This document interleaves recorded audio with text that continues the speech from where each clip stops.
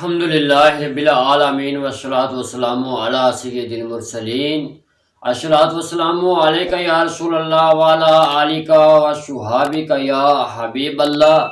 حضرات گرامی قدر، امید ہے آپ سب خیریت سے ہوں گے۔ اللہ جل شانہ آپ کا اور میرا حامی و ناصر ہو۔ اگر دیکھا جائے بغور انسانی رشتوں کو تو ہر ایک رشتے کی اپنی ہی ایک خوبصورتی ہوتی ہے۔ بندہ جب بچپن میں ہوتا ہے، بندے کا بچپن جب گزر رہا ہوتا ہے تو ماں باپ کے ساتھ اس کی ایک الگ سی الفت اور محبت ہوتی ہے۔ جیسے جیسے وقت گزرتا جاتا ہے، بندے کا معاشرے میں تعارف یہ عام ہوتا جاتا ہے، اور ایسے وقت کے گزرنے کے ساتھ ساتھ بندے کا میل جول گھر والوں کے علاوہ، اپنے رشتہ داروں کے علاوہ اور بہت سارے لوگوں سے ہو جاتا ہے۔ حضرات گرامی قدر، بندے کی زندگی کے اندر کئی ایسے لوگ آتے ہیں جن کا ان کی زندگی کے ساتھ تعلق بنتا ہے، اس کے ساتھ تعلق بن جاتا ہے، اور کئی ایسے لوگ ہوتے ہیں جو اس کی زندگی سے چلے جاتے ہیں۔ جیسے اگر کسی کالج یا اسکول کے اندر بندہ پڑھ رہا ہو تو وہاں پر کتنے دوست بندے سے منسلک ہو جاتے ہیں، اور جب اس کالج یا اسکول سے بندہ نکل جاتا ہے، آگے کہیں یونیورسٹی کے اندر چلا جاتا ہے یا اپنی ایک عملی زندگی کے اندر قدم رکھ لیتا ہے، تو اتنے سینکڑوں دوستوں میں سے ہو سکتا ہے کہ 2-4 دوست ہی اس کے اب ان کے ساتھ رابطے ہوں۔ ایسا ہی کچھ آج میں آپ کے سامنے ایک حقیقت رکھنے جا رہا ہوں کہ باپ اور بیٹی، ان دونوں کا رشتہ کتنا پیارا ہوتا ہے۔ باپ اور بیٹی کی آپس میں کتنی زیادہ محبت ہوتی ہے، اور بعد ازاں اس کو نکاح کے بعد اس کے شوہر کے ہاں بھیج دیا جاتا ہے۔ حضرات گرامی قدر، باپ اور بیٹی کی محبت اپنی جگہ، لیکن جب عورت اپنے گھر میں چلی جاتی ہے، اپنے شوہر کے گھر میں چلی جاتی ہے، تو یاد رکھیں کہ اب سب سے بڑھ کر اس کے لیے اس کے شوہر کی ذات ہے۔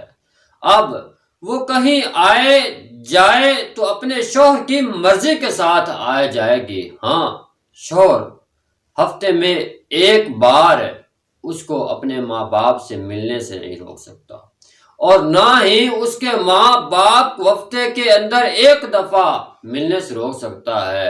ہاں، یہ بات یہاں پر قابل غور ہے، قابل ذکر ہے، اس کو ترجیح دی جائے گی کہ عورت اگر رات اپنے میکے میں رہنا چاہے تو وہ اپنے شوہر کی مرضی کے خلاف نہیں رہ سکتی، اور ایسے ہی اگر عورت کے ماں باپ اس کے شوہر کے ہاں آئیں تو ملنے سے تو شوہر ان کو نہیں روک سکتا۔ ہاں، اگر وہ اس کی مرضی کے بغیر اپنی بیٹی کے ہاں رات رہنا چاہیں تو وہ نہیں رہ سکتے۔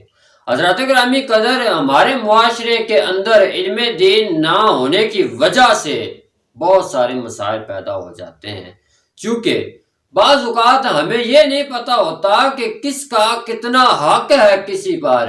اسی وجہ سے ہم اپنی روایات کو سامنے رکھتے ہوئے اور اپنے ایک کلچر کو سامنے رکھ کر ہم بہت سے مسائل پیدا کر لیتے ہیں۔ حضرت عائشہ صدیقہ رضی اللہ تعالی عنہا آپ فرماتی ہیں کہ میں نے نبی کریم صلی اللہ تعالی علیہ وآلہ وسلم کی بارگاہ کے اندر عرض کی، یا رسول اللہ صلی اللہ تعالی علیہ وآلہ وسلم، عورت پر سب سے زیادہ حق کس کا ہے؟ تو نبی کریم صلی اللہ تعالی علیہ وآلہ وسلم نے فرمایا کہ اس کے شوہر کا۔ اور میں نے عرض کی، یا رسول اللہ صلی اللہ تعالی علیہ وآلہ وسلم، مرد پر سب سے زیادہ حق کس کا ہے؟ تو نبی کریم صلی اللہ تعالی علیہ وآلہ وسلم نے ارشاد فرمایا اس کی والدہ کا۔ حضرات گرامی قدر، جب بیٹی کو بیاہ کر اس کے سسرال بھیج دیا جاتا ہے، اس کے شوہر کے ساتھ بھیج دیا جاتا ہے، اب اس کی اصل زندگی کا محور اس کا شوہر ہوتا ہے، اس بات کو یاد رکھیں۔ اور اس جگہ پر عورت کو بھی اس بات کا خیال رکھنا چاہیے، اس بات کو مد نظر رکھنا چاہیے کہ وہ اپنے شوہر کی مرضی کے خلاف ہرگز نہ جائے۔ جس بات سے اس کا شوہر اس کو منع کرے رک جائے اور جس بات کی اجازت دے وہ کام کر لے۔